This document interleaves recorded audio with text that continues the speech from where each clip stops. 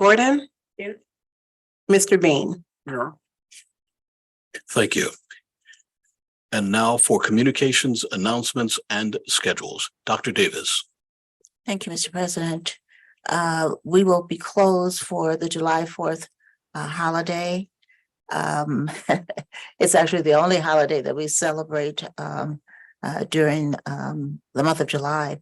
And then July 18th, we will convene again for Madison 162's board meeting here at 6:30 p.m. Thank you, Dr. Davis. Moving right along to audience to visitors pertaining to agenda items only. This is an opportunity for members of the public who wish to comment on an item that is on the agenda to present your concern to the board, as we will serve as audience for that concern. Is there any member of the public who wishes to approach the podium at this time?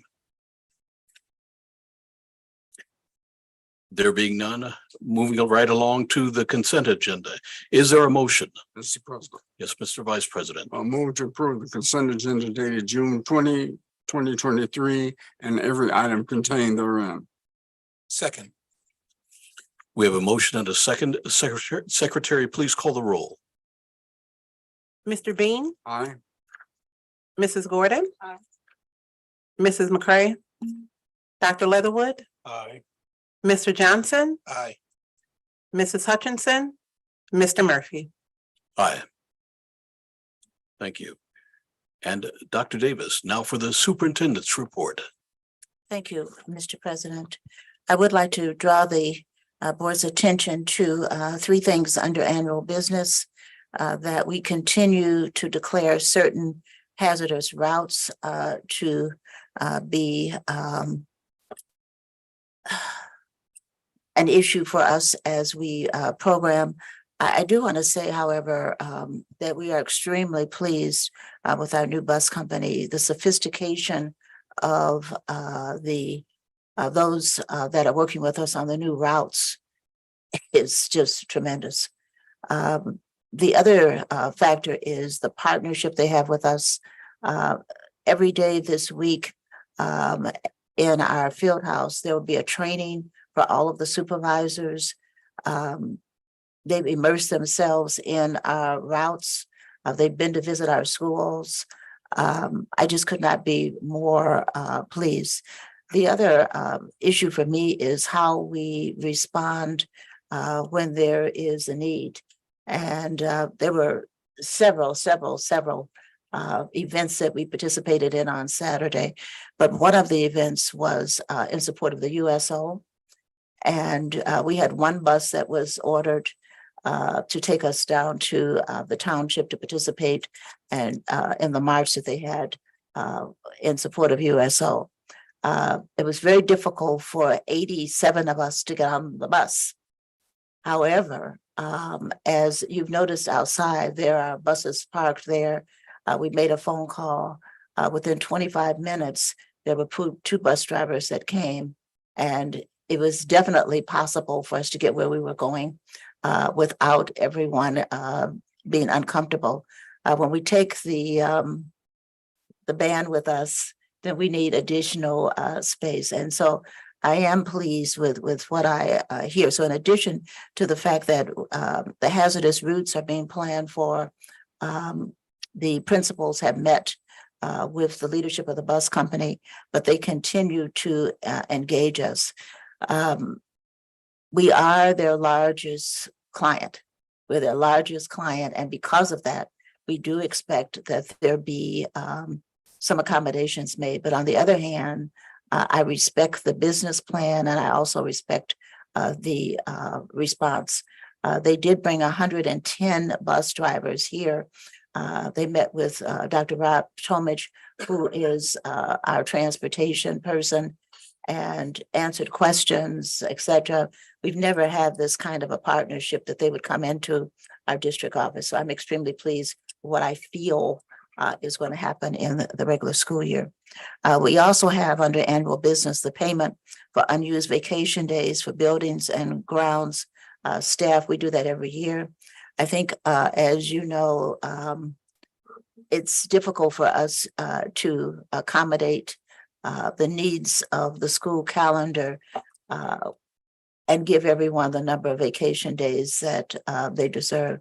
And so we have, as a matter of habit, allowed our janitorial and maintenance staff, if they choose to sell their days back to the district. So they're in the schools now, we're cleaning, we're getting ready for the reopening, and I thank them for that. And then we increased the lunchroom supervisors to $15 an hour for the 2023-24 school year, and that's listed under annual business. But moving forward, some very, very exciting things. Dr. Cougar, how are you?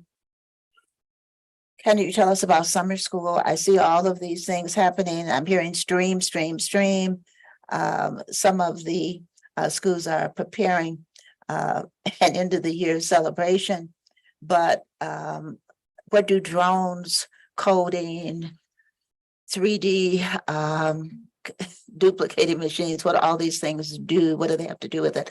I even saw a kind of a snake that was made by a 3D, and I think this is a fifth grader that is doing all of this. So tell us a little bit about summer school, if you would. Yes, ma'am. We have 3D printing taking place. We have drones. This morning, one class built hot air balloons, not the full size. They're weighing their support on bridges. Kids have built their own individual bridges using the Connects bridges kits, and then they had to weigh them. Can it hold a shoe? Can it hold 2 books, 3 books? You have kids learning robotics and coding those robotics. Tomorrow, one class will begin. They've done coding with what is called Ozobots. So Ozobot is a little small circular sphere that you can program to go in certain directions. So their last experiment with this was for them to create their own, I forgot what it was, the term called maze or trap or obstacle course. That's what it was. So, and kids had to program that robot to go through their obstacle course. At the Madison, you have kids who are learning the lifespan of ants and seeds, and they're also doing coding. And there's a class that's learning claymation. So the kids are actually molding their clay and creating a animation from there. Your first graders, no, kindergartners are learning to create their own video games. So the kids are really engaged, enthused, and having lots of fun. Thank you. Thank you. Yeah, sounds wonderful. But I also want to thank Dr. Cougar. As you're well aware, he is our Director of Fine Arts. And we were a little bit overextended this past Saturday because there were a number of Juneteenth experiences. And the marching band went with me to the township, and they did a magnificent job.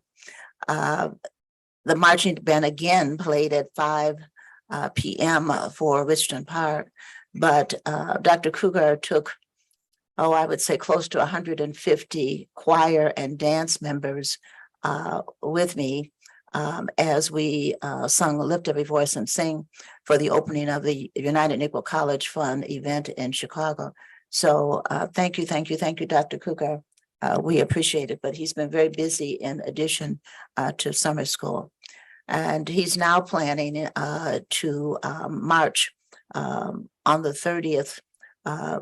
He's been asked to open with the Dancing Lady Eagles and the band, the Madison event that they're having on the 30th. So I'm grateful to him, but really I'm grateful to the students. If you could have heard their little voices lifted, and I looked at the freshmen. You know, they've run into the building, and I just gave them their diplomas, but they are participating in everything. And so it's been a wonderful summer thus far. So thank you, Dr. Cougar, for everything that you do. But we're getting ready to do something else. It's a little different. I've been hoping that, and I told you this, that a university would see the need to come into the South suburbs and have a master's degree program. And so I'd like to ask Mrs. Yvonne Williams if she would come to us. We're on the verge. I think we're looking to the June 26th. 26th, the magic day. All right.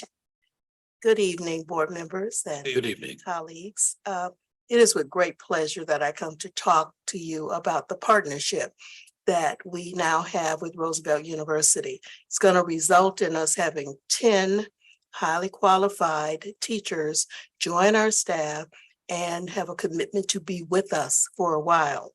So these 10 teachers, and you've just approved them in the consent agenda, they're coming from a variety of places. Some are parents of young or school-age children. Some are making midlife career changes. Some are going to be earning their second master's degree. Some are retired military. Some are recent graduates from South Suburban high schools and college graduates, including Southland College Prep. Some have been long-term substitutes for the district with many years of experience substituting. But what they all have is a commitment to become fully licensed teachers for Madison School District 162. They have met each other briefly. I see them bonding. They will begin taking classes for Roosevelt University this summer. The classes will be held in our building, so they will be here. They will take 3 classes this summer and earn 9 credit hours. The classes are child and adolescent development, methods of teaching reading, and foundations and community. So when they complete their classes this summer, in August, they're going to be assigned as full-time teacher of record for classrooms that may have been, that would have been vacancies had we not engaged in this partnership. So they will become fully engaged in the community, even though they don't have their full license yet, they have a foundation. They're going to be supported by professors from Roosevelt University who will come out and observe and work with them. They will be taking additional classes in the fall and in the spring that are online courses from Roosevelt University. So they're going to earn 4 hours in the fall and another 4 hours in the spring. Next summer, they will be back in-person classes here held at Southland, and they will take an additional 3 classes, earning 9 hours.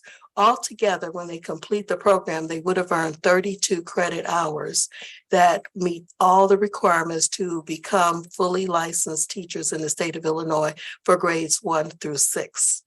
So they have 2 years of committed courses, supervision, on-site experience, and then they have committed to working an additional 2 years with the district as fully licensed teachers. So for 4 years minimum, we have a group of 10 teachers that we know will be highly qualified, superior teachers, because we will be involved with them for the next 2 years. What I failed to mention, in addition to Roosevelt professors coming out and doing observations, we will also be assigning supervising teachers from our district who will be working with them on a regular basis, observing them, giving comments and giving them ideas that will enhance the experience in the classroom. So the students assigned to these classes, not only will they have their full-time teacher, they will have the expertise of Roosevelt University education professors and experienced teachers from Madison 162. So we're really, really excited about working with these teachers. And I'm just so pleased that Dr. Davis is going to allow me to coordinate this program, working very closely with Roosevelt University. I can also mention that in terms of financing, the Roosevelt University has reduced the tuition by 40%.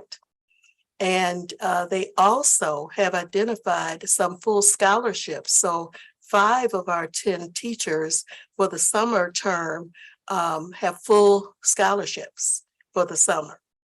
And then the other thing that the district has done to make it reachable for these teachers is that they are able to pay back money. We're paying some of the tuition up front for them, and then they pay back under a payroll deduction, which makes it reasonable for them to be able to pursue this, have a master's degree, have it fully paid by the end of the time that they've completed without having loans.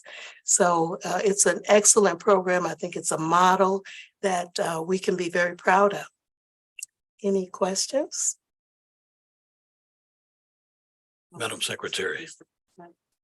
The staff that we have here that are moving into the resident teacher program, will they get to stay at the buildings that they were currently assigned to, or? No, they're going to be filling vacancies. So it depends on where the vacancies are. We are taking into account their backgrounds, how the experience that they have had in different buildings, and also what their desires are, because people will work better in environments based on what it is they want to do, because we want them to be long-term teachers. So they will not necessarily be in the same schools. The Roosevelt program is for teachers who will be in grades 1 through 6. So that eliminates the Huth School altogether and the preschool. We do have one teacher who is going to be a resident teacher who will be in a program from National Louis University, because National Louis University has a resident teacher program for special ed and preschool. So one of the teachers, that would be number 11, is part of the National Louis University resident teacher program. I think it's just exciting, and had this been around back when I was a parent still, with children, school age children, I think it would be something that I would have been interested in doing, and I might have been a teacher instead of a board member, but I just think it's exciting. I think it's just I wonderful. agree. Thank you. But Mrs. Dusky said it's not too late. Okay. All right. Thank you very much. Thank you, Mrs. Williams. Thank you. Yes, thank you. And we do want to thank Dr. Vinnie Hall, a professor at Roosevelt.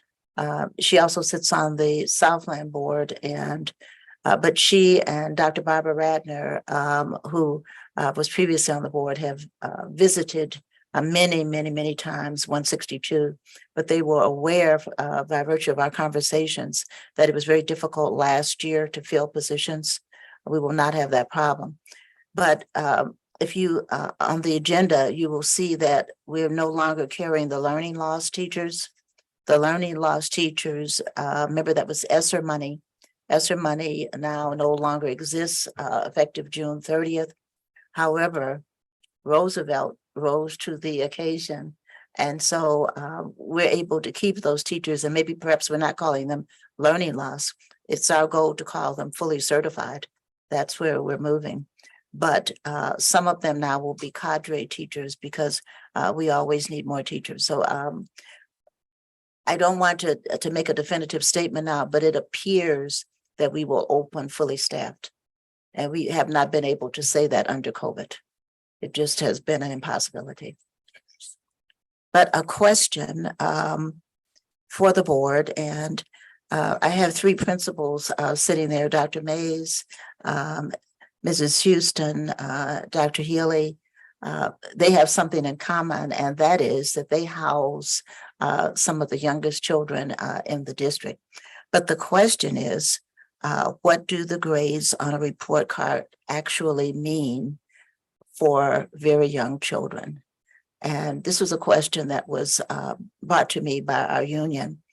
And they said, Dr. Davis, when a child receives an A, what does that mean if you're 5 years old? And I had to think about that. Thought about it. And they said, does it mean that you know how to count to 100? Does it mean that you know your ABCs? Does it mean that you're in the pre-reading format? What does it mean? And so I asked them why they were asking this question, and they said, we would really like you to look at standards-based grading. And so this evening, we're going to bring to you the first of several presentations as we talk about the possibility, not that we are, but the possibility that just for the kindergarten first and second, we would move from one grade, which tells you what, I'm not sure, to indicating whether or not a child met a particular standard, which we think would help the parents to help the children if they knew specifically what areas they were in need of. And so, Dr. Mays, would you do us the honor, please? But all three of the principals have been working together as long as with teachers. Thank you, ma'am. And there's going to be a video tape because, but that's wonderful. You all get your own copy. That we're making for our parents because we want their opinion. But that question, what do the grades on a report card really mean? And Dr. Mays, I think that you're going to give us Yes, some ma'am. information. Good evening, Dr. Davis, Board of Education and community members. It is an honor to present to you something that is so exciting to our K through 2 teachers, and it will be to our parents and students. To improve transparency in grading and to improve student learning, for the past several months, a collaboration of teachers from Arcadia, Madison, and Illinois grades kindergarten, first, second, along with our physical education, art, music teachers, as well as Dr. Healy, Mrs. Houston, Dr. Alfred, and myself have worked extremely hard to become experts on standards-based learning, grading, which is a more equitable way to assess what our students really know. A student scans his report card, an A in science, a B in math, a B in social studies, and a C in language arts. Receiving an A in science communicates to the students and her parents that she is doing well and has reached a level of mastery. The other grades indicate areas to work on, but which parts within language arts specifically need work? Traditional grading can leave students and families confused and frustrated, as they give few pointers about which concepts need attention and rarely offer a clear pathway for improvement. To improve transparency in our grading, we took a look at many models of standards-based grading. Please recall that our kindergarten students have had standard-based grading for the past 4 or 5 years. We used it as a pilot. So standard-based grading provides feedback to students and their families on individual strengths in the subject area, and it gives guidance on which standards need improvement. This change comes as a result of multiple discussions with parent groups and staff about the need to strengthen the home-school connection and provide a checklist of learning objectives or targets, if you will, that can be worked on with individual students at school and at home to ensure all students master grade level materials. To begin, standard-based grading will help to foster a positive school culture and climate, and it will update teaching practices to meet the needs of our children in today's ever-changing world. In the past performance, progress reports were issued to summarize for parents and guardians a student's performance in learning areas or subjects. Grades represented a variety of activities performed by the students. The grades were determined by completion of such activities as daily work, compositions, homework, reports, quizzes, and tests. More specifically, teachers averaged a student's scores on assignments. This is students only receive 1 grade for reading one for math, one for science, and so on. From this traditional report, it can be difficult to truly know what specific grade level skills need to be improved in order to demonstrate mastery of the learning. With the traditional report card, you see that a student earned a B, but you cannot specifically pinpoint why. We're asking the why, because it is only a summary of the work for the quarter. On standards-based report cards, each of these subject areas is divided into a list of standards that outline specific skills that students are expected to master by the end of the year. Put differently, each subject is broken down into Illinois priority standards, or the standards students are expected to master by the end of the school year. The example is, the first example grade is mathematics. This system then uses standards-based scales that range from 1 to 4, which reflect the student's mastery of each learning standard. A score of 1 indicates that the student has a limited understanding of the concept that has been taught in class. On the other hand, a score of 3 indicates that the student was able to master a learning standard, while the score of 4 shows a student was able to go above and beyond the skill expected of that to master. Students receive a separate mark for each standard. The achievement marks 4, 3, 2, and 1 indicate a child's progress towards meeting specific grade level standards. Simply put, the standard-based report card uses representative numbers that indicate a student's growth towards mastery. Efforts and learning behavior are also reported separately. Learners are scored on their progress made towards mastery of expectations set for each marking period. Marks of 3 and of 2 both indicate that a student is working within the expectation or of his or her grade level. The difference is the level of independence and support that a student needs to demonstrate to mastery. The expectation is that most students will achieve a 3 by the end of the year for each grade level standard. If a student is working below a grade level marking period expectation, he or she will receive a 1 on the report card. In standard-based grading, teachers focus on student learning instead of single overall grading. Standards-based grading breaks down the subject matter into smaller learning targets.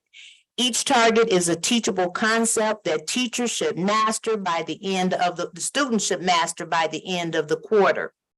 Throughout the quarter, students' learning on each target is recorded. Teachers track students' progress, give appropriate feedback, and adapt instruction to meet the students' needs. Let's talk about the benefits. You get improved feedback. In standards-based grading, environments are better. Feedback accelerates learning. Instead of simply giving a score of 9 out of 10 or 85%, a teacher gives feedback about the task performed and the skills used. This helps the student also to understand their current area of improvement, and it helps them to reach to the next level. The second point is students own their own education. Students understand targets, which enables them to better engage in their learning. When working on an activity, they can self-assess and reflect on their own performance. Point number 3, accurate measurement of learning. The final grades are a reflection of students' learning. So standards-based grading allows for redos until you reach mastery. The question came up of students with IEPs. For students with IEPs, the content of the standard remains the same, but the method for learning and demonstrating mastery of the standard may be adjusted. Modifications, on the other hand, can mean changing the standard itself, identifying standards that are fundamentally related, but also developmentally appropriate. The planning and placement team makes decisions regarding what content area, if any, require modifications of the grade level. For all students with an IEP, a supplemental progress report is provided that identifies how students are performing on appropriately challenging learning tasks. That sets the goals of the IEP. Parents. Our parents understand grades, or do they really?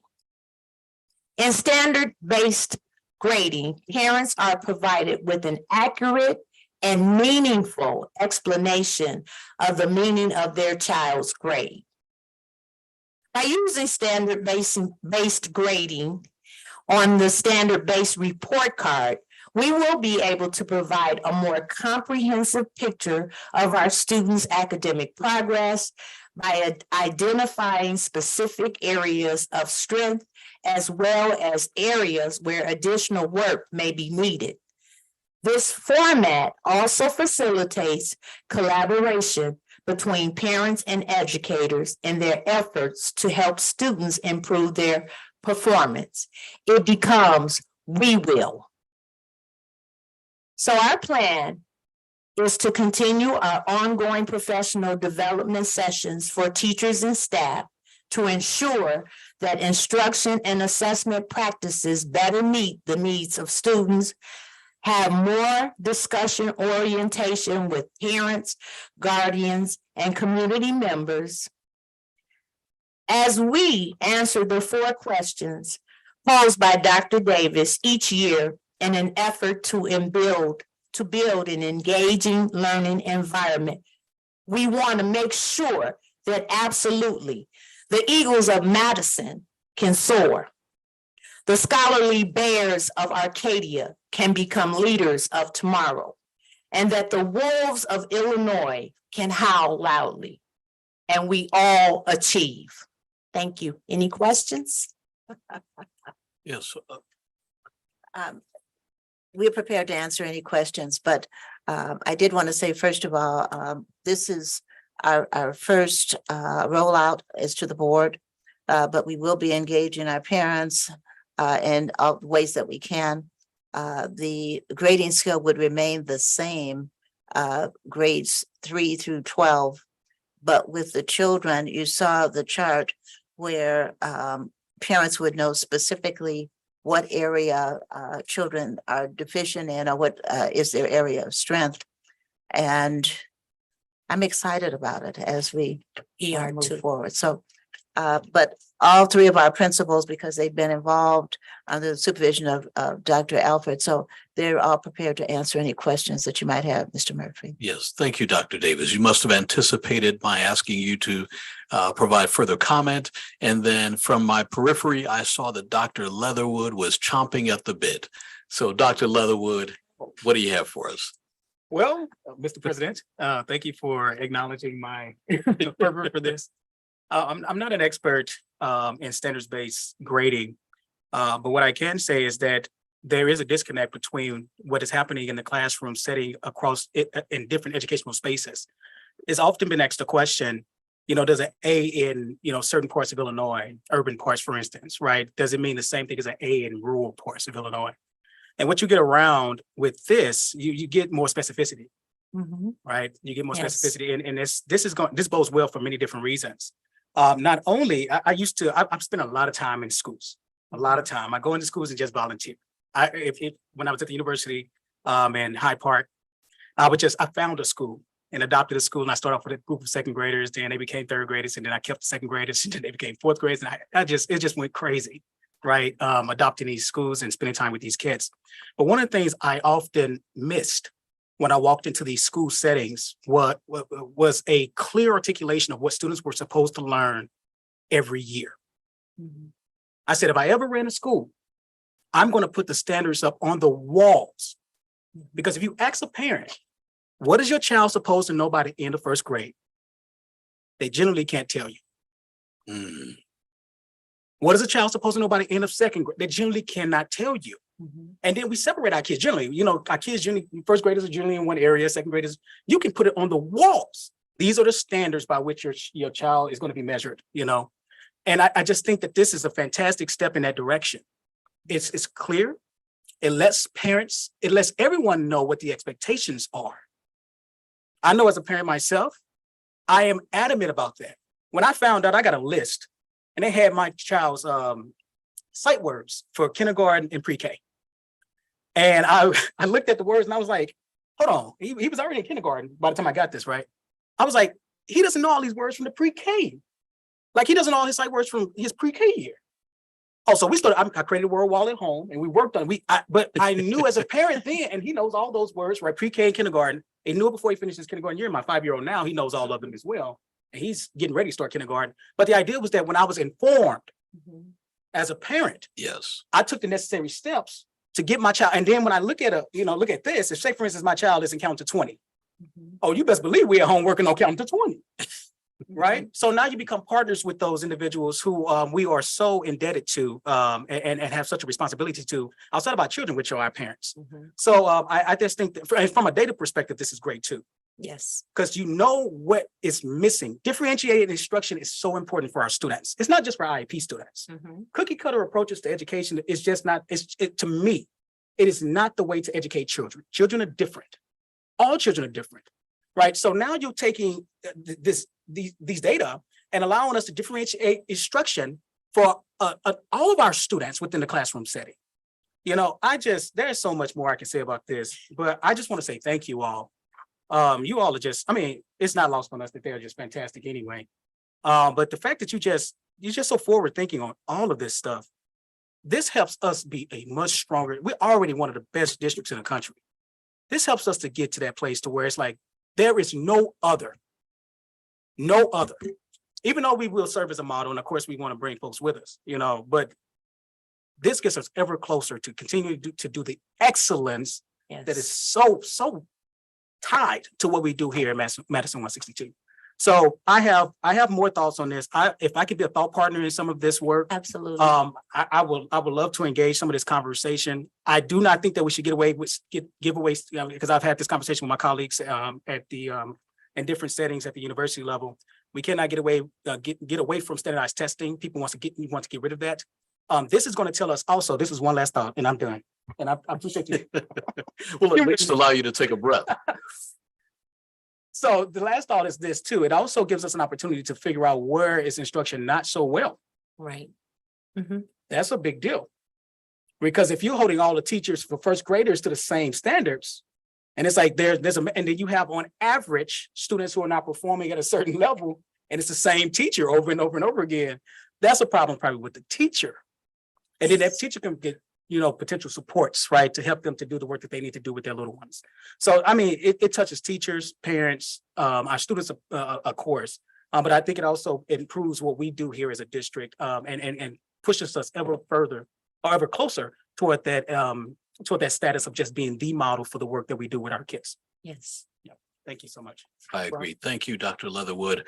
And it's interesting you use the term thought partners, because that was going through my mind as you were speaking and as the presentation was going as well, because we're right now with this model, we're talking about moving people from being thought partners to active transformation partners. And that is why I'm so excited about this. I just couldn't articulate it as well and as quickly as you did. So thank you. Mr. Johnson. Mr. President, I do not want to be, I can't really follow you two. But I want to say how excited I am about the standards-based grading process. And I'm looking forward to the ways, Dr. Davis, that we will engage parents in this and introducing it to them in the very way that I'm sure, you've heard the excitement from one parent already here. I'm excited about the idea of it, and mine are already well past K through second grade. But I remember the time of trying to say, well, especially even as we characterize the twos and the threes, with the twos, it's like, well, do better, honey, or where do you start? Yeah. When you say, you're doing good, but I know that you can do more. Mhm. In what way? What does that mean exactly? And so introducing this to the parents, not just in a way of we're changing from 89% to this thing that's this table full of words, Right. but the way it gets introduced to parents for to help them see that, oh, wait a minute, these words describe the specific areas that my child needs to learn, and I can teach that myself. I can reinforce that at home. Mhm. It's now accessible to me, not accessible, and I find it very exciting. And of course, the cycles of learning piece, if we can even get further to help folks understand the cycles of learning model. Yep. I think that will be very powerful, even from the parent's perspective. It'll maybe totally change the way they think about how are you engaging my child in learning to get them to move forward. If they don't already get it right away, Mhm. well, what are you possibly doing with your time with my child? And this kind of will show that. I'm excited about that.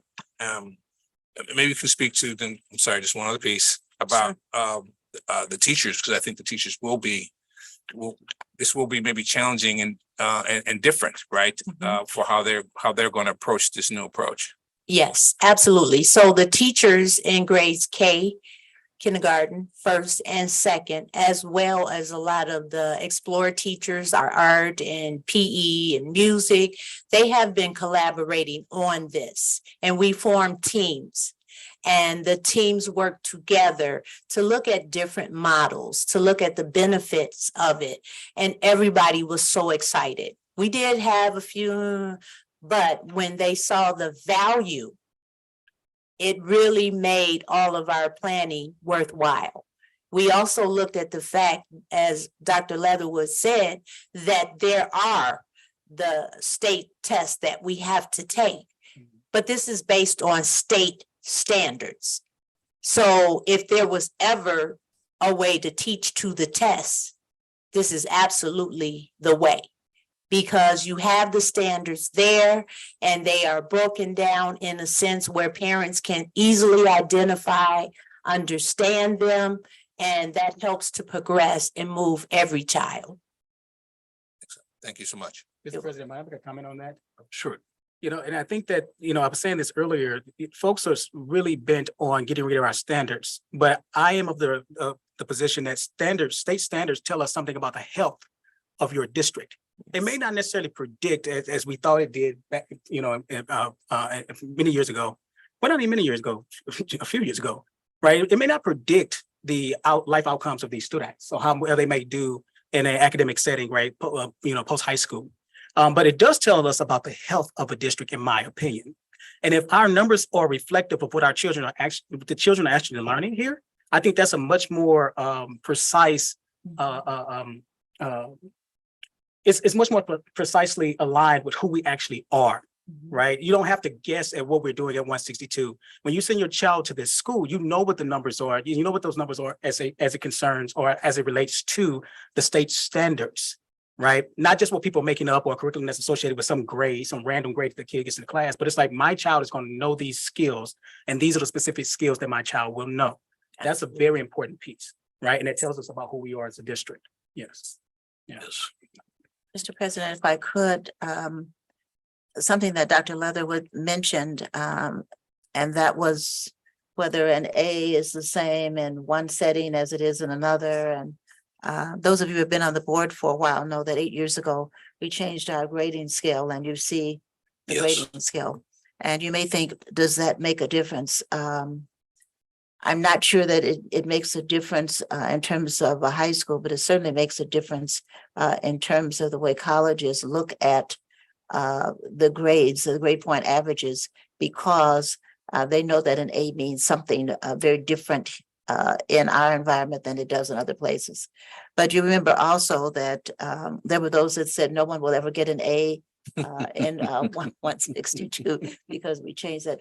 We don't even remember what the school, I won't even remind you of what the grading scale was prior to that. But the teachers union brought this to us in 2019, then came COVID.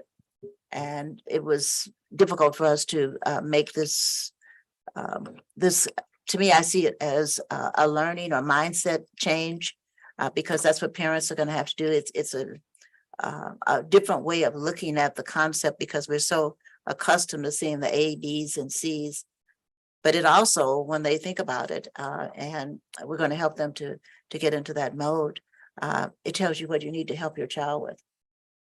Otherwise, all right, you have a B. What does that mean? It means that you have a B, which is somewhere between an A and a C. It doesn't tell you specifically what skills, because if you look at the skill list, particularly we're talking about first and second grade, and parents in this district are acquainted with this through kindergarten because we do use standard-based.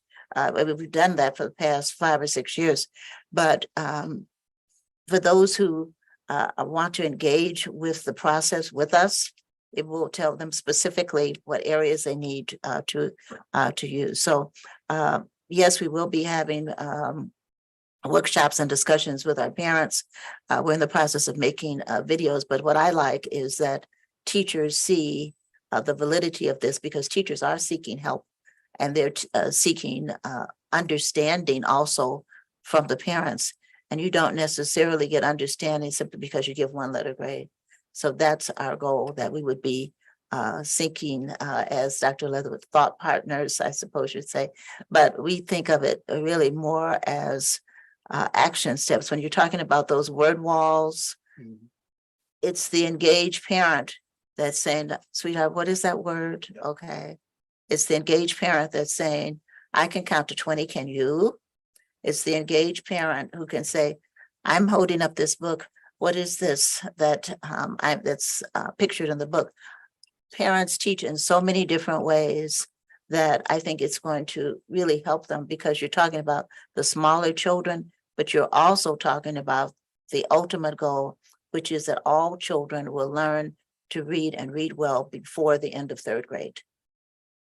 And that has been our goal over time. So I don't know if there are questions or comments, but we will come back to the board. We're not asking for permission. We're just presenting the idea, but we will come back and tell you what kind of input we've received and then ask for permission to make this change. But just think of that, a parent looking at a grade and said, all right, I need to work on this with my child. And then doing that, and then the next time that the grades are reflected, you see the input of the parent, because I do believe that most instruction, especially with younger children, comes from the home and then comes, they bring that information to the school. So that's the idea. But I compliment our teachers because they're the ones that brought the idea and said, I know we couldn't do it during COVID, but can we do it now? And the answer is yes, we can. Wonderful.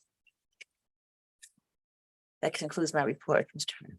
Thank you, Dr. Davis. And what a very good report it was. Certainly looking forward to learning more about new ways in which we can adequately and accurately reflect what it is that the children are doing. I'm curious to see with this disaggregated approach to these various elements that we expect our children to have mastery in.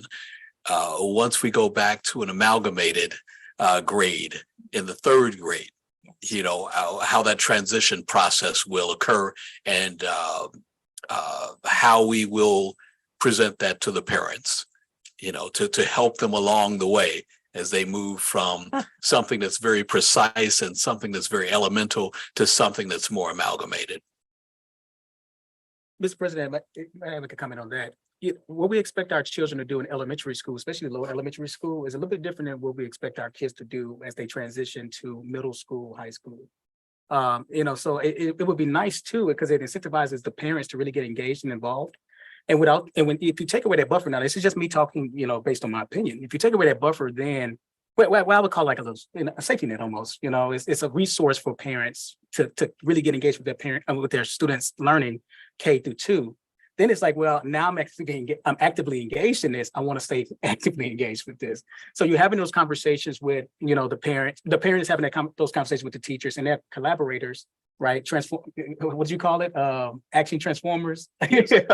Yeah. So they're collaborators in that process in a way that, maybe with Kate, because we have to get kids reading. They have to get to reading. But once they get to reading, we really want to think about comprehension. How we really want to push them toward, being, well, they're already little scholars in my mind, but we really want to, push them to independently learning some things, in my opinion. So I think that having the parents engaged, on the front end and then pulling that rug up from up under them, but, them having an experience actually puts them in a position to want to engage further and stay connected around their child's learning. Yeah. I agree. So you've given me now a new term that I'd like to share with you and invite you to, and that is to be one of the engagement partners. Okay. We'll take that one. Yes, sir. All right. Thanks so much. You're welcome. Any further comments, Madam Secretary, Mr. Vice President? Yes, I have a question for the superintendent, and I'm going to change the subject.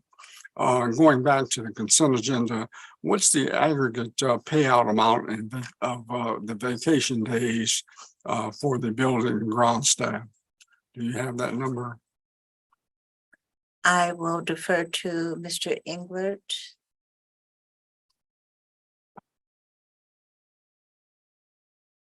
Bear with me 1 minute. It's in the packet. I'm just trying to locate which tab it was under. Tab 5 of your packet. You're looking for the aggregate amount of days. Not the aggregate amount of days, the dollar amount for the payout of the aggregate amount of days. Oh, I understand. Okay. I don't have that with me. I can Okay. certainly provide I that. raise that question because that is a subject that is often the topic of discussion globally about paying out for vacation days. And I just like to know the number because that sort of arms me with a way of responding if there's any question about that. Sure. Sure. Okay, thank you. We'll send it to all board members tomorrow morning. Okay, Thank you. thank you. Thank you. All right. Once again, Dr. Davis, thank you for that report. Thank you, Dr. Mays, and all others who have worked tirelessly to bring this presentation to us. So, Dr. Davis, is there any legislation? No, sir. Okay, no legislation. How about new business? Yes, there is, sir. So- Possible approval of the amended budget. Okay, so is there a motion? Mr. President, Yes, Madam Secretary. move to approve the fiscal year 2022-2023 amended budget. Second. We have a motion and a second. Any discussion? There being none, Secretary, please call the roll. Mr. Bean, Aye. Mrs. Gordon, Dr. Leatherwood, Aye. Mr. Johnson, Aye. Mr. Murphy. Aye. And it appears that we also have something regarding an emergency procurement with Quest Foods. Mr. Vice President, is there a motion? Yes, Mr. President. I move to approve the 1-year emergency procurement contract with Quest Foods to provide student meals for the 2023-2024 school year. Second. We have a motion and a second. Any discussion? Yes, Mr. President. If I could, I'd like Mr. Mark Walzak, our Director of Building and Grounds. Would you please, let's have a little history. We bought a skating rink. We decided we were going to build a commercial kitchen. We are moving in that direction. I will defer to you. Where are we, Mr. Walzak? We are absolutely moving in that direction. We're about as close to being on time as we can. And Dr. Davis has heard me talk about this numerous times. We still are up against one challenge, which is Commonwealth Edison and providing us with a transformer. They're fully aware of we need it by August. We did meet with them a couple of weeks ago.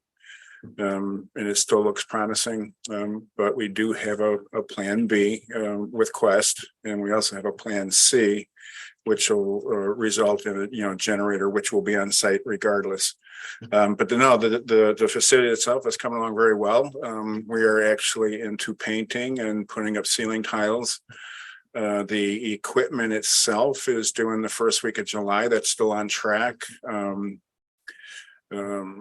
Flooring, I believe, is for the kitchen itself. The flooring is due first week of July. Is the multi-purpose room, which we can use for a variety of things, which we've talked about, is due in the week of August 2nd. So right now, I mean, the space looks great. We don't see anything other than Commonwealth Edison as being a hiccup, and we do have alternate plans. If that doesn't come to fruition.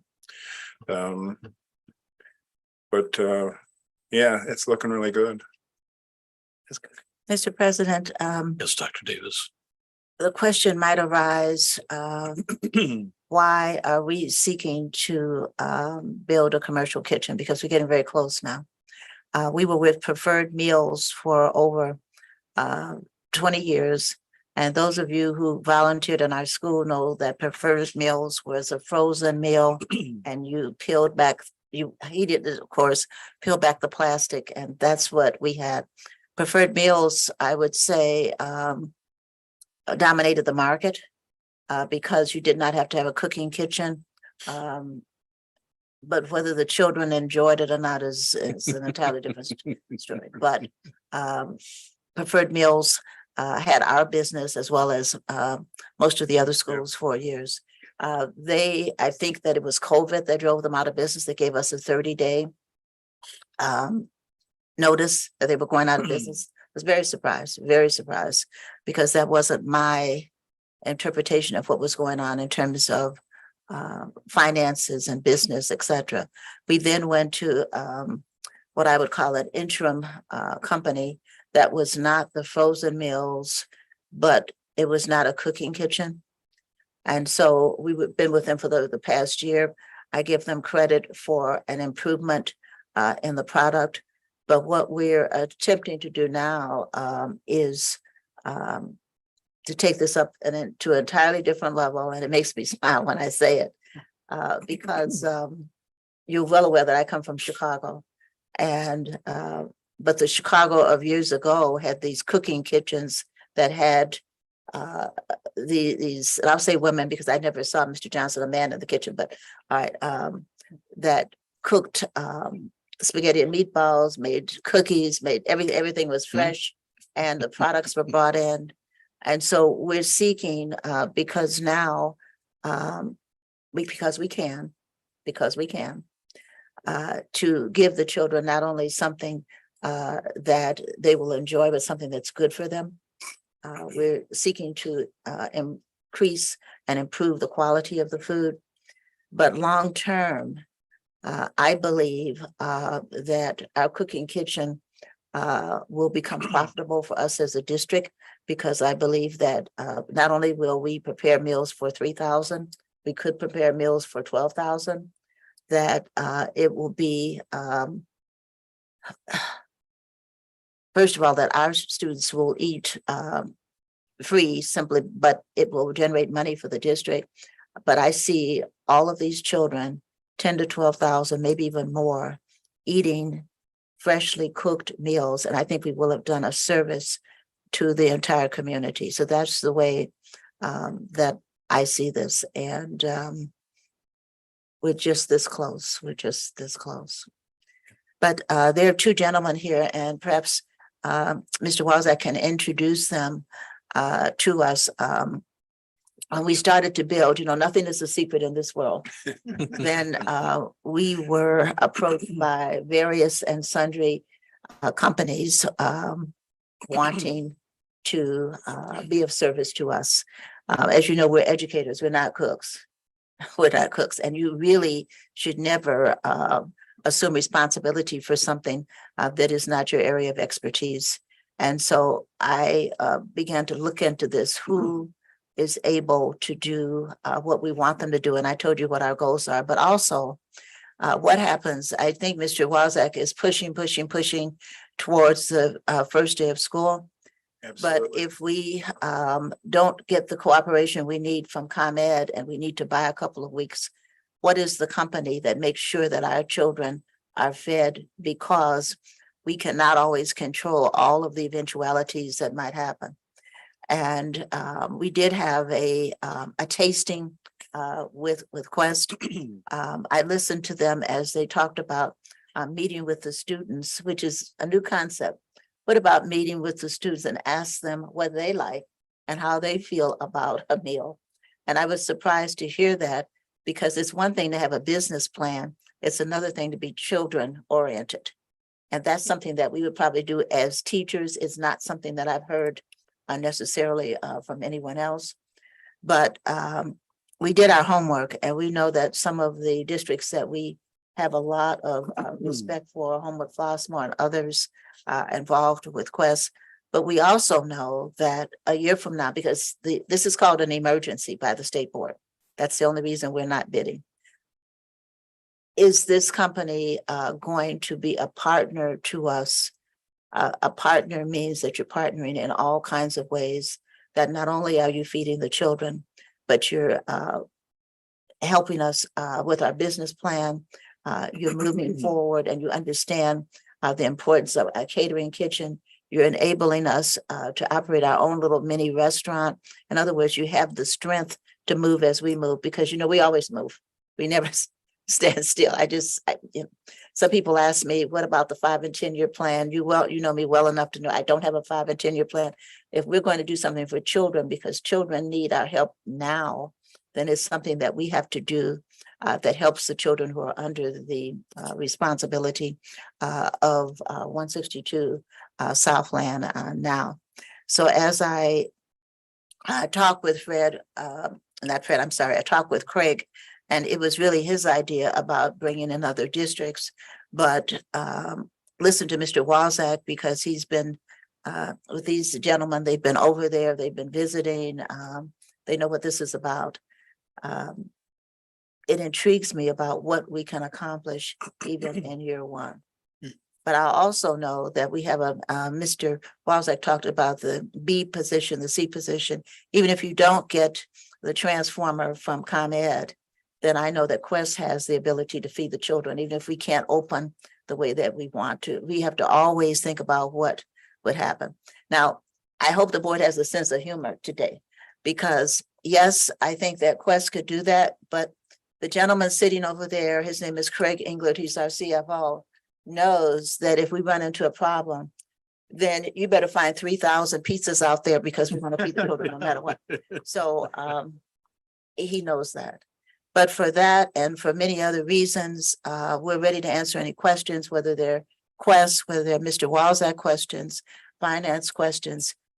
But as the thought partner, or Reverend Johnny Coleman used to say, the thoughts that drive your actions, those are the thoughts that drive my actions as I make this recommendation to you. The quality of the food, the partnership, the future of the district, and the fact that we have the resources and we can. I've always thought that it behooves us, when something is possible, that we do it. So we stand ready to answer any questions, Mr. President. Thank you. Yeah, Mr. President, Yes, Mr. Johnson. I want to thank Dr. Davis and Mr. Wozak for giving me a tour just earlier today. The facility is a work in progress. I'm excited about the potential for it. Progress looks good. I am concerned about transformer getting here in on time. Those kinds of things are outside of our control, and supply chain issues for specific types of equipment have been challenges. So I think it is a testament to our district leadership to have picked a vendor who's prepared to be able to service us, even if we can't get our electricity in time. Plus, Mr. Walzak has something in his back pocket that might be able to get us along, even if we can't get our transformer as quickly as we would like to get it. I do like to have like clarity of purpose and organization. And I was wondering if Mr. England could explain to us our relationship, District 162, to the our relationship to the annex itself, what it is, and then our relationship to the organization that we're going to get a contract with. What's our relationship, how we describe it. We're not landlords, but what are we relative? And then as we describe that fully, because we've had an excellent explanation about our purpose and what we're going to use it for and how we're going to nourish our children now better than before, and then be in a position to do more in the future. But if you could start with the basics of what is our relationship to the annex, and then what our relationship to the contract that we're considering doing, please. Sure. So a couple of things. So first off, the contract that's before you tonight is just a 1-year contract. And so we've had a lot of discussions with the State Board of Education, and the State Board highly regulates the bidding process as it comes to when it comes to National School Lunch Program. So the district will be going out to bid probably January, February of 24 is my best guess for the following school year. So what we're talking about this evening and this particular contract is again just for 23-24 school year, and would only be servicing the students here. So this would not be contemplating anything beyond any other districts beyond what we already are doing. So the idea, once the district does go out to bid, and of course the district is the owner of the building, would maintain ownership of the kitchen, et cetera, is that we'd be looking for a vendor who's really looking to partner with the district plus other vendors in the area. What we've heard over the years, and we would continue to hear as other vendors have approached us, is that there is not a commissary kitchen, commercial kitchen in the south suburbs that is capable of doing the things that we were talking about doing here. And so that was really the idea behind all of this, is that not just necessarily serving District 162, but having the ability to serve other districts as well. Part of the reason that District 162 is with Preferred Meals for so long was twofold. One is because the district can only bring in meals from the outside. It didn't have the physical capabilities, the physical infrastructure to really provide and come up with menus and the different foods that we're talking about doing here. And under the old bidding rules, it was absolutely lowest cost. That's it. That's all you consider. And so we ended up with a vendor, the meals as Dr. Davis was describing earlier. And so in looking to expand that, we're looking to find a way, okay, how do we have this kitchen which is able to provide the meals that we're looking for, and yet provide a means for making sure that the district is paying for it beyond just the revenue that's coming in from its own lunch program. And so by designing it to be larger and partnering with other districts who would then be purchasing the lunches from District 162 through an intergovernmental agreement, and then you can charge those districts a little bit extra for the use of the kitchen itself, that will provide the payment and the to make sure that the facility itself is being taken care of in terms of finances anyway. Does that help better? Yes. Okay. Mr. President, Mr. Vice President. I have a question, Mr. Walzak. We have equipped this facility and so forth. Being mindful of the time with which we're in, what arrangements have you made to secure the facility and all the equipment that is now there? Because just as these vendors have heard that you're equipping this facility, I'm sure some of the nefarious souls out there have heard that you're equipping this facility and would be glad to take the equipment off of our hands. Yeah, it does have a full alarm, and we'll have full cameras as we do with all of our facilities. So we'll be able to see them as they walk away with Absolutely. our equipment. Yeah, we can watch them driving down the road with it. Sure. Yeah, it'll be the same. Actually, we do have the alarm, the head end, if you will, for the alarm was put in when we started construction because we didn't even want to deal with it at that point. We have not had an issue. You know, but it's just something that you think of. So the alarm itself is there. Has to be modified, you know, to, pick up extra doors that we're adding and things like that, but fully alarmed, full cameras, which and it will tie into the same, it's the same camera system we're using anywhere, so it can be monitored remotely as we do with the other schools. So it'll be a part of that central system. Mr. Bean, our security guards here will be able to also see the cameras because Correct. that's the sophistication of the total Okay. system, just as we can our schools out there. And so the guards here will be able to watch that building. Okay. Correct. Be able to see it in live time. Right. Yes, sir. Yes. And also I was thinking with our excellent relationship with the Richmond Park Police Department, perhaps they might want to just drive by every now and then. That's true. Madam Secretary. So the staff that we have now, because all of our food service staff are district employees. So they will remain Yes. here in their buildings, and then Quest will bring in the people to do the overseeing of the kitchen and the Correct. kitchen staff in Correct. preparing the meals here on site. Our cooking staff are union, and they're well aware that we will not be doing a layoff, that obviously they will be trained, but we've now made them, correct me, Craig, full-time employees and rather than part-time. And so we anticipate continuing this long-term relationship. As a matter of fact, it would probably be enhanced by the opening of the kitchen. Excellent. It's definitely going to be a much better product. So, No, you know what, it truly is. I typically always get caught up talking about construction because that's what I do.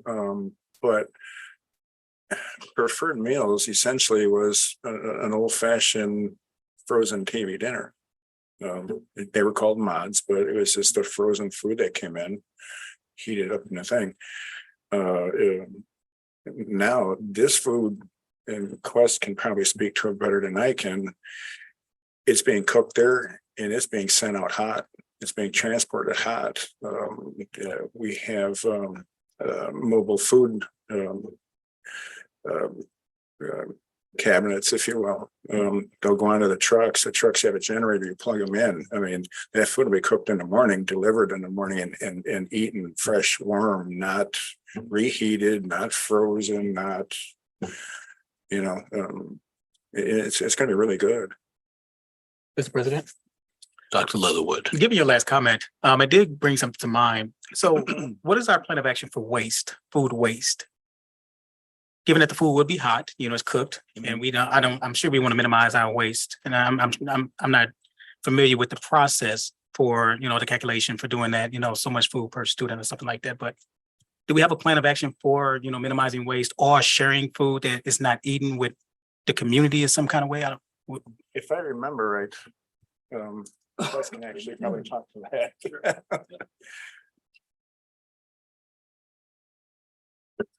Members of the board, thank you so much for the time today. I appreciate it. Dr. Leatherwood, I appreciate your question. Good evening, Good So I lose my train of thought. as I Mr. step President, if up he here. could introduce himself for the record. Yes, if you would be kind enough to introduce yourself, please. Sure. My name is Patrick Kays. I'm the sales manager with Quest Food Management Services. I've been on board for about 6 years now. Came on as a college intern and just gradually made my way through the program. Right. So in order to track waste, there's a couple of different things we like to do.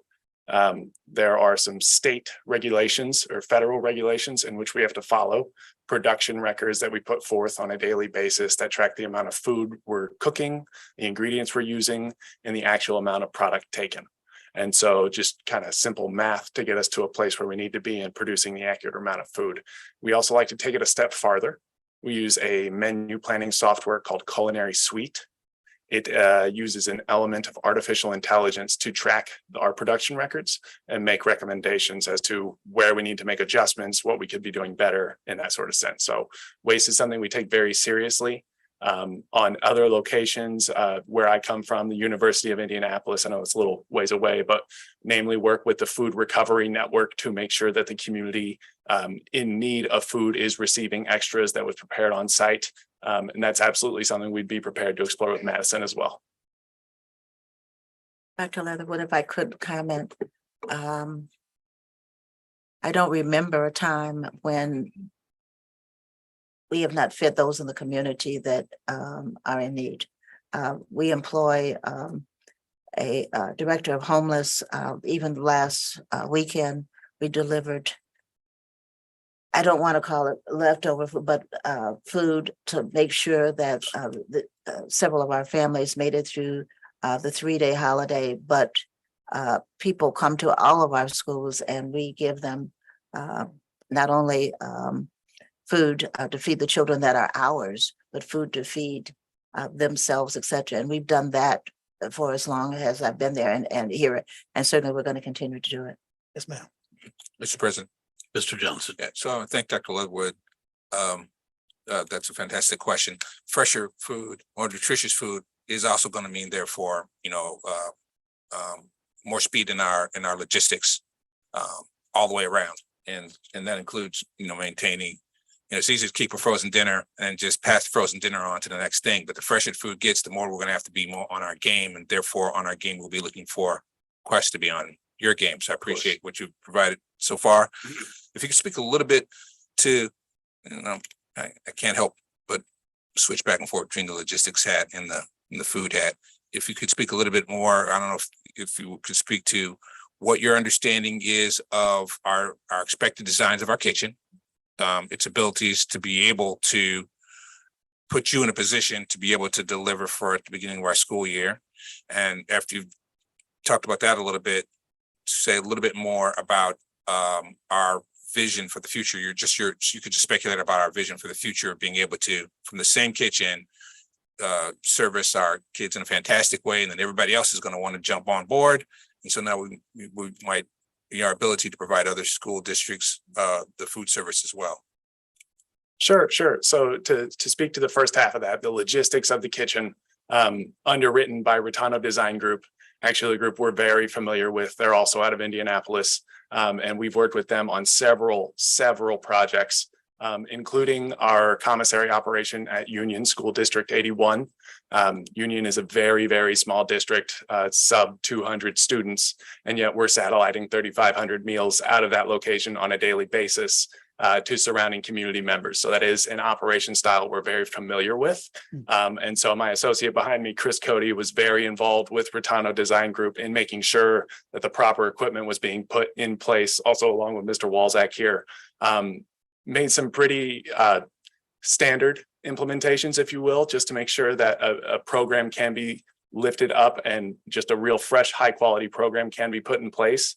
But then also some really exciting stuff in the program as well. I believe there's a whole wall of blast chillers that will allow you to freeze really high quality produce early on in the school year. So when you need it in the middle of winter, maybe you have access to something that isn't a root vegetable or coming from California, but something, a local product. So getting the program up and running is of the utmost importance to us, namely under our program of fresh, high quality, scratch made where possible. But we see a real opportunity to bring this program to the surrounding school districts. So I can think of 3 school districts immediately within the 15-mile range that we're working with that have meals coming from further than they would be if they were to be coming from Madison. So we do see an opportunity, like I said, for growth. Just walking through the kitchen, even though it looks like we only need to produce a maximum of 3,000 to 3,500 meals here, that kitchen looks like it can do upwards of 15,000 meals a day. That's something we want to capitalize on and bring something we want to bring to the surrounding communities. Maybe I was wrong on that number. I want to confirm it. I was gonna say, it was very intentionally designed to be able to accommodate numbers like that. And so I think it's very comfortably above the 15,000. that can be produced out of that kitchen. Very good. Thank you. Maybe just share about what you do with HF, right? Don't you guys have a commissary kitchen that you work through the HF district? So HF or Homewood Flossmoor is not a commissary kitchen. We have been working with Homewood Flossmoor since prior to the pandemic. I want to say 2018, 2019. Dr. Lawrence Cook has been a phenomenal partner to work with. But that was an operation we were very excited about. Full transparency, they are not on the National School Lunch Program. So that program would look a little different than it would here. Just fewer guidelines to follow through on, and really here we do have some strict contingencies that we need to make sure we're there for. However, at the end of the day, it is partnership. So we're very happy with the way the partnership has unrolled or has gone with Homewood Flossmoor. We're very excited for what the future holds, and I see a very similar situation here. We're very excited to come into the community and really see what opportunities are out there to give the students and the surrounding students a much better program. Just to build off that question. So you are servicing Homewood Flossmoor High School. Correct. And you're doing it out of a facility that, another facility, but not the commercial kitchen. Correct. We're doing it on site out of Homewood Flossmoor's facilities. They to have, be their clear. kitchen is large enough. Gotcha. They have Very a good. full service kitchen. Very good. And can you speak a little bit to the Plan B? That Mr. Walls and I talked about a little bit. If we don't get our transformer, so we don't get electricity, so we're not ready to start cooking on time, what does Plan B look like? So Homewood Flossmoor is 5 minutes down the road. And even though they are a non-national school lunch program there, the infrastructure we have laid is very experienced with the National School Lunch Program. We have already communicated with Dr. Cook of the possibility of a need for around 3,000 meals at the beginning of the school year if that were to come up. So that communication is going on. It's something that Homewood Flossmoor is aware of. And that would be where the Plan B meals would be coming from, if you will. Yeah, thank you. Okay. Mr. Johnson, if I could, Dr. Von Mansfield, who was the superintendent there for over 10 years, is the one actually that hired Quest, but that's also who I turned to and asked him what is his level of satisfaction, and he could not have been more complimentary. I know that you've changed in the last year, but it's Dr. Mansfield. When he says, their poverty level does not qualify them for the free lunch program. However, they do have the capacity to cook for us if we had to for Plan B. Very But we good. still have Craig's Plan C. Yes. Very good. So a couple of questions. The first is, we've heard the word partnership quite a bit this evening, particularly pertaining to this item on the agenda. Have we looked at opportunities to partner with local farmers for produce? I think that is a great question, Mr. President. And so that is actually something we're very involved with through our number one supplier, Gordon Food Services. They provide us with a report from basically where all of the food that we're purchasing is coming from. It gives us access to the local farms we are working with. It does give information on minority-owned farms and women-owned farms if we want to get further granular with it. But a local product is absolutely something we aspire to. As we speak fresh, high quality and scratch-made food, obviously that's going to be better if it's prepared with ingredients around the area.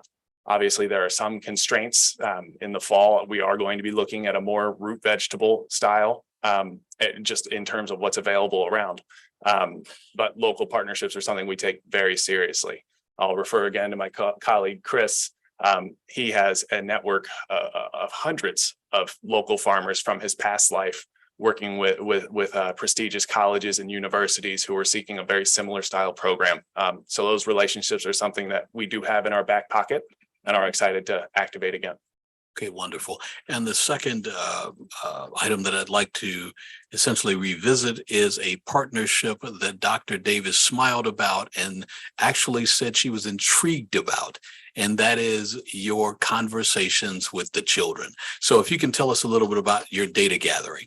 I was really hoping this was going to come up.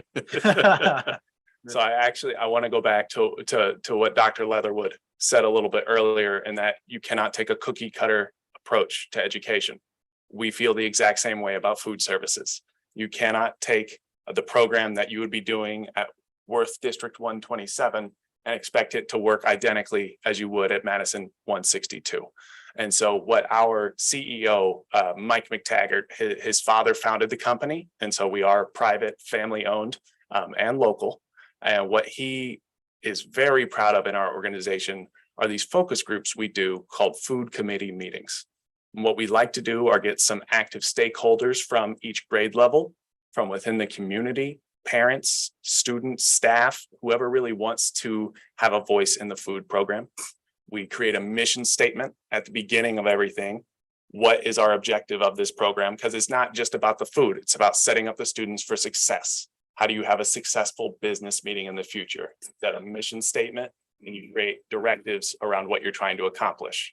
And then we have very transparent and candid conversations with the students. So I'll go to a lower example here. One of these committee meetings we were having pre-pandemic, there was a very high demand for portobello burgers. Portobello mushroom, beef patty, portobello mushroom. Students were just gung ho. We really need to have these portobello burgers. And so we were very excited to bring them on the line.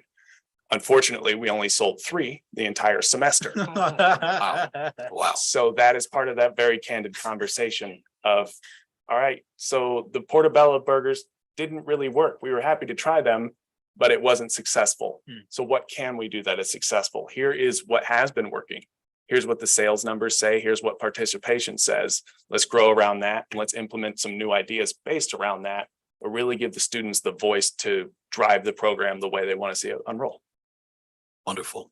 Thank you. Are there any other questions from my board colleagues? There being none, thank you for this, what some folks might even say was an exhaustive response to our questions. As you can tell, we are very excited. We are very engaged, very much engaged, and we look forward to partnering with you. Thank you so much, Mr. President, members of the board. Thank you. So we have a motion, we have a second, we've had comment. Secretary, please call the roll. Mr. Bean, Aye. Mrs. Gordon, Aye. Dr. Leatherwood, Aye. Mr. Johnson, Aye. Mr. Murphy. Aye. Moving right along to old business. Is there any old business, Dr. No, sir. Davis? Okay. Any board member issues and reports? Colleagues? Mr. President, can we Madam take a field trip Secretary. In July to the kitchen? That is a very good question. And I don't know if everyone heard her, but Madam Secretary inquired as to whether or not we can take a field trip to the kitchen in July. And it's 14. We can certainly do that and we'll Yes. arrange it. Wonderful, wonderful. Now, will it be some kind of food provided? I'm just asking. It's a kitchen, you know? Great question. Oh, well, sorry. You know, you might be able to use those portobello burgers after all.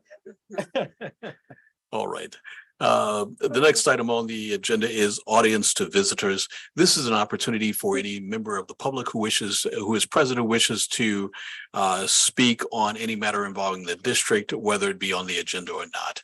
At this time, we ask that if there are members, please move forward and state your name and address for the record. Sorry, it's been a long week, but I want to acknowledge Yvonne Williams from District 162. I want to acknowledge that one of our resident teachers came to the meeting and I want him to be introduced to you. Mr. Andre May. All right. And he is a member of the community, as he told his story to us at Roosevelt University earlier. He is drawn to education because he's from a family of educators. And so he's a change of career, but he knows his place is here. So thank you. Thank you. Welcome.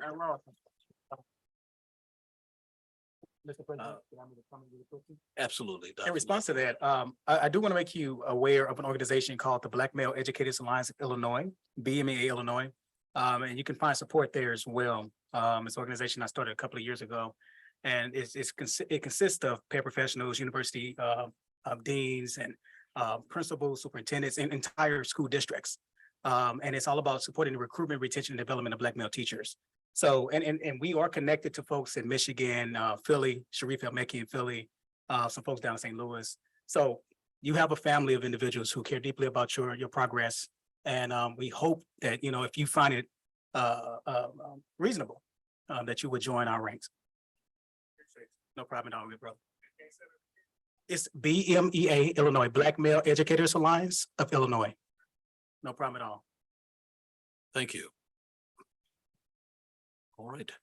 And we will now close audience to visitors, and there being no further business before this board, I now call the meeting to adjourn.